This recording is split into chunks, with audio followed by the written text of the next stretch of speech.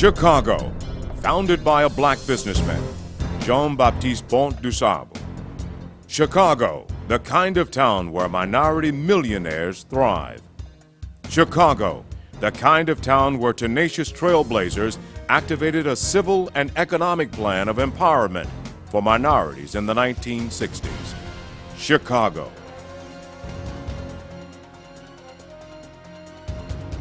In the 1960s, a chain of events erupted into civil unrest and economic mayhem and rocked the Windy City at its very core.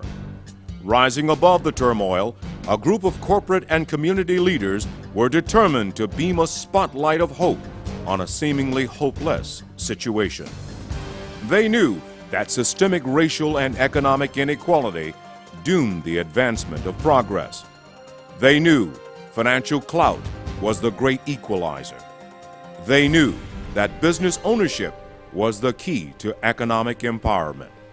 They knew that there was an underserved supply resource in people of color. They knew that people of color had heard empty lip service many times before. They asked themselves, what do we create that has real opportunities that would make a tangible difference? The answer? The birth of the Chicago Business Opportunity Day. These trailblazers, led by George Johnson of Western Electric, now AT&T, and other corporate executives, brought together 52 companies and 152 MBEs and positioned business owners to potential opportunities of new revenue resources. In 1965, Chicago Economic Development Corporation, CEDCO, was founded. CEDCO grew out of the War on Poverty during Lyndon B. Johnson administration's SBA Economic Opportunity Directive. CEDCO called on Western Electric, and they, along with the Chicago Urban League and the Cosmopolitan Chamber of Commerce, founded the Chicago Business Opportunity Day in 1968. The following year, in 1969, the Chicago Business Opportunity Day was officially renamed Chicago Business Opportunity Fair. Uplifting change was in the air. The word was spreading that Chicago could really be on to something great. CBOF was seen as a game changer. It became the premier event of the newly formed Chicago Regional Purchasing Council with 19 Chicago charter corporations. CRPC's mission was to continue the tasks of creating economic opportunities for MBEs. CRPC's reputation of integrity and due diligence in the certification process became an invaluable partner to majority buyers who sought to do business with qualified and bona fide MBE companies. Although this effort started in Chicago, this was also a red-hot national issue. Not stopping at the creations of CBOF and CRPC, Robert Stewart of National Can recognized that a national organization was needed to coordinate, nurture, and maximize the momentum of this minority business development explosion. A group of Chicago companies led by Stewart founded the National Minority Purchasing Council in 1972. Bob Stewart and the other leaders sought funding from MBDA to form a national organization. The national organization started in Chicago, headed by Philip Duffy, and was located in the CEDCO offices. Later, the name was changed to National Minority Supplier Development Council, NMSDC. My primary challenge was to reach out to other chief executive officers like myself around the country to see if they would be willing and interested to get involved in a program of this type. The continued commitment and enthusiasm on the part of major corporations and minority entrepreneurs makes the program work because everybody involved knows it benefits all of us. The game continued to change as minority business legislation swept Capitol Hill during the Nixon administration. And with corporate membership soaring, NMSDC moved to Washington, D.C. National eventually moved to New York City to be closer to the headquarters of many corporate members.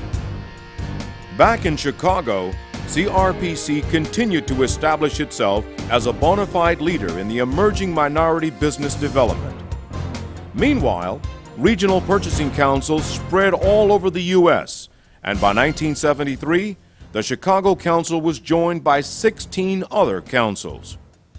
By 1974, there were 21 councils. Throughout their quests, the councils remained focused and clear to equip MBEs with the tools to compete and to become viable suppliers to the corporate community. Legislative laws continued to make minority participation in government contracts mandatory. The Public Works Employment Act of 1977 and Public Law 95-507 in 1978 began to mandate minority participation in government contracts. Fast forward to 1980, when Congressman Perrin Mitchell's amendment to the Surface Transportation Assistance Act required a 10% set-aside for minority business. Enter Harriet Michelle as the president of NMSDC in 1988. It is an undisputed fact that Harriet Michelle put NMSDC on the map. The rest is history. The mission of the National Minority Supplier Development Council has been consistent for the past 25 years. That is, to bring corporations and minority businesses together for the purpose of doing business. Today, we have over 16,000 minority businesses nationwide and over 3,500 corporations. In our 25-year history, the purchases from minority suppliers by corporate America have gone from $86 million to over $30 billion. As we move toward the 21st century, corporations will increasingly rely on minority customers for increased market share and profit margins. Corporations and minority businesses, what a wonderful marriage. That was then. This is now. NMSDC has set the gold standard for MBE certification, and Chicago MSDC is a maverick in this process.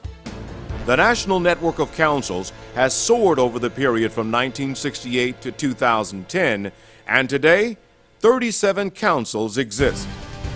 In Chicago, certified MBEs employ 75% of other minorities. Minority millionaires continue to multiply. Chicago MSDC continues to provide corporations and MBEs access to each other. At Chicago MSDC, headed by Sheila Hill Morgan, President and CEO, members report over $5 billion and 90,000 jobs created by Chicago minority firms.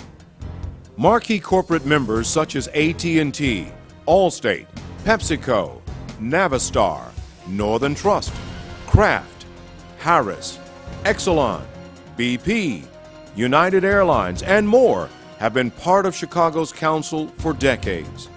Chicago has over 1,100 certified MBEs and continues to be one of the largest councils in the network.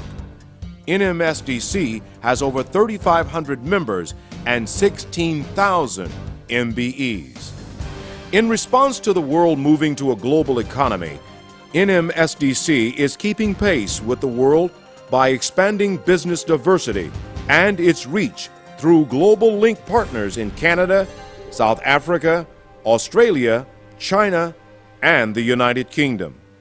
As we celebrate our supplier development councils as bona fide change agents in the U.S. and abroad, we're fortunate to be living in a time of unique and enormous change. And we acknowledge the Chicago role models that continue to inspire the world. The minority supplier development movement started here in Chicago, then evolved to a national organization with a global reach. Today, we have come full circle. Josette B. Wright, a Chicagoan and former president of Ameritech, now AT&T, and a trailblazer, who now leads the National Minority Supplier Development Council. And we look to her for her vision and implementation in growing NMSDC in this challenging economic climate. The millennium is truly a new era, an era of tremendous change, of inconvenient truths, an era of extraordinary, unpredictable happenings untested. It is an era of new vision and optimism. The NMSDC will continue to take quantum leaps in national and global minority business development, and Chicago will continue to be a purveyor of hopes, dreams, and economic opportunities for all.